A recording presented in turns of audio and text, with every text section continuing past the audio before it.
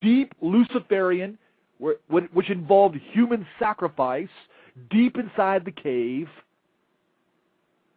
So for those who are, biblicists, you really want to believe your Bible, there you go. That's two places you can study concerning the reality, and there's many, many more. Now, I've seen crime scenes with people who had pentagrams carved into their chest, by a knife, their tongue cut out because they were talking and telling, their hands cut off for the hands of glory, their heads cut off. I saw on one video in a crime academy, a training thing, of a pink head teenage girl. Runaway, maybe, I don't know what, but they drew her in, did this satanic ritual on her, peeled her face off, her hair off, all that was there.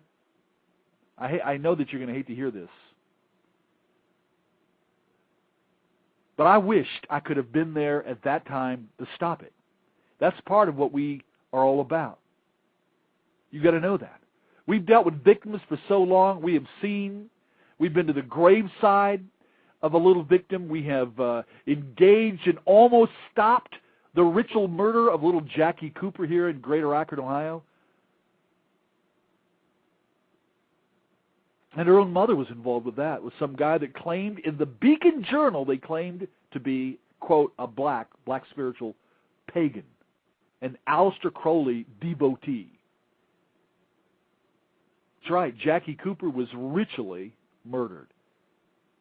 Tortured, too. I think it was 50 stab wounds on the bottoms of her feet. Occultic symbols tattooed to the side of her head, not with ink, but just with the pen. So I appreciate a dear one here in the chat room that had looked up Lewis's. That's pretty much what we used to have up on the cult crime link that we had. We have our own page on some of the cases, and that probably won't be put back up till late October. But I'm going to tell you right now, if that's where Lewis's blood is, if this woman that came in from Oregon, telling and informing on her own mother, willing to talk to the detective in Allentown, when I called that detective and told him about this woman and about all that she said and about her remembrance of these little bright socks, I thought for sure he would come here to interview her. I thought for sure he would engage. I said she even took us to the place where she believed it occurred. I talked to a couple other Vice Akron officers. I'm just going to say, all I'll say right now, there's activity on this issue. And I'm going to ask everyone to pray, because even though Caino is dead and gone, the other people that were involved in that house, and if it's all true that they sacrificed him and ate him and sexually abused a teenage girl and used her and whatever else they did, I can't tell you everything. They're still probably in the area. Now, the woman that tells me the mother and Satanist boyfriend are in a coven out in Oregon. This woman fears for her own life, actually. She's willing to go to the cops, but the detective, and here's where, again, for whatever reason, overworked, reactive, I don't know. But I bet if I go to Allentown, Pennsylvania, and go to the newspapers and tell them, I don't want to do that. I believe there are good officers out there that would say, you know what, I want to get involved. I want to get involved.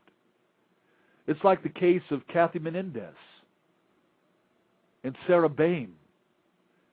Both girls, one 17, one 14, one from Pennsylvania, one from Alliance, Ohio, out in Deerfield on Futon Road, both ritually murdered, tortured, sexually abused, and left out in a known place of satanic worship.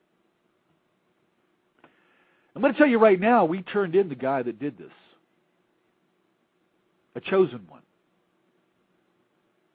You have no idea the lethal nature of the dark side. You really don't. Many of you don't. You have no idea of what they're able to do and what they want to do.